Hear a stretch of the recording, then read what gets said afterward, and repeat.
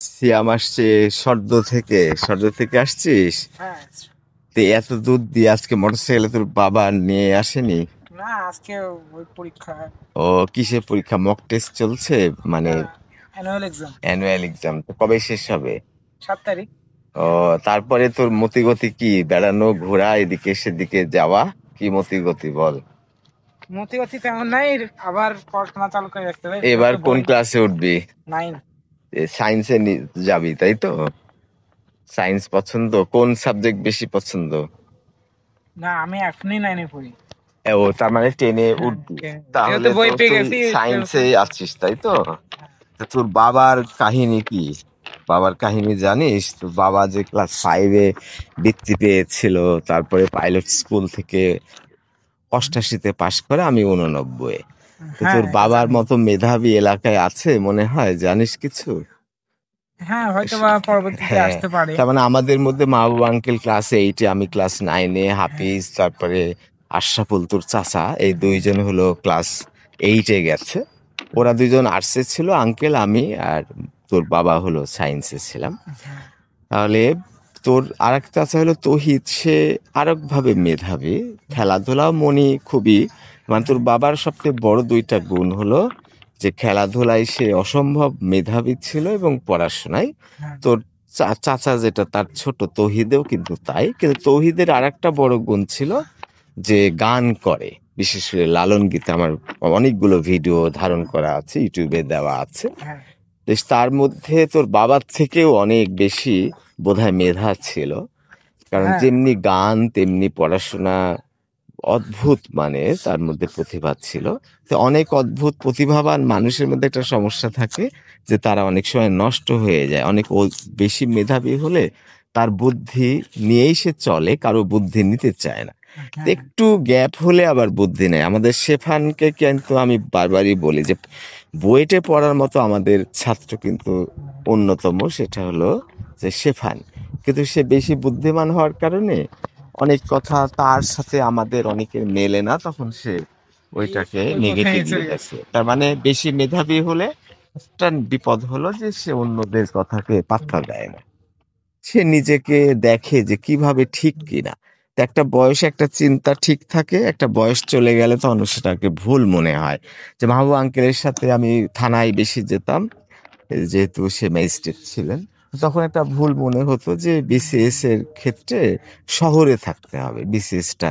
সেজন্য আমি ভাইভা দিয়েছি, কিন্তু চেষ্টাটা ওরকম কাজ করতো না। মনে হতো যে কোয়ালিফাই করলে একটু সম্মানটা বাড়বে, কিন্তু আমি বিশ্ববিদ্যালয়ে পড়ানোটা আমার পছন্দ ছিল। পরবর্তী সময়ে হয়তো অনেক চিন্তা আমার মনে হয়েছে ভুল, বা পরিবর্তন মনে হয়েছে।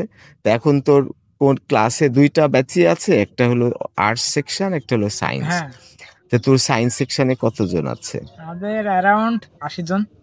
ও, 80 জনের মতো আছে। আহ, আচ্ছা, তাহলে ওই যে দেয়, টিফিন দেয়? হ্যাঁ, টিফিন এখনো দেয়। আচ্ছা, আমাদের সময় কিন্তু টিফিনটা দিত, বিশেষ করে সিঙ্গারা কম দিন দিত, কিন্তু আমি বেশিরভাগ সময় দেখেছি যে আমাদেরকে মতিচুরের লাড্ডু বলা হয়, সে মতিচুরের লাড্ডু দিতে। এখনো সে লাড্ডু বাংলাদেশে আছে, কিন্তু পাইলট স্কুলে কি দেয় এখন? এখন বর্তমানে মাঝে করোনা পরে আপনার পাউরুটি এবং হচ্ছে মিষ্টি, এবং সাথে সাথে কোনো কোনো দিন প্যাটিসও দিত, ভেজিটেবল প্যাটিস। হুম। আর ইদানিং পুরি, সিঙ্গাড়া এবং কলা আর বিস্কুট দেয়। তাহলে মাসে কত টাকা নেয় এটার জন্য? এটা মাসে টাকা নেয় হলো হয়তো 26 টাকা। আমাদের সময় 8 টাকা নিত। তখন তো দাম অনেক বেশি ছিল টাকার।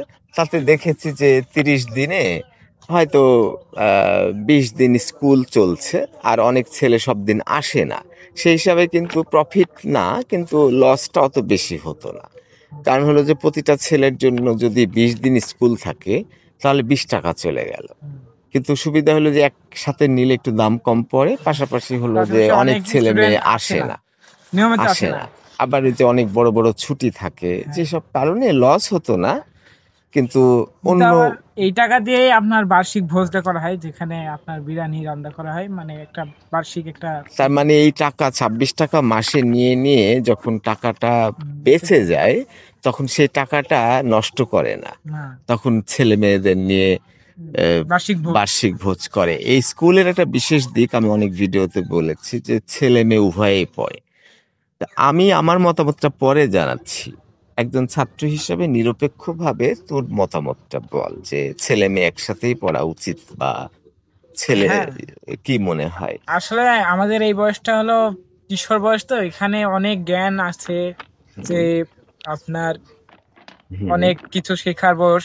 এখানে প্রতিযোগিতা বেশি হওয়ার কথা, আপনার যত বেশি ছাত্রছাত্রী হবে তত মানে হ্যাঁ, তত কিন্তু বেশি শুধু ছেলেই তো 40 জন হতে পারতো, কিন্তু মেয়ে আছে আবার ছেলে আছে, সেটা এখানে সমান অধিকার হিসাবে, প্লাস আপনার এটা যেহেতু আলাদা গার্লস কিংবা বয়েজ স্কুল না, সেই মোতাবেক দিছে।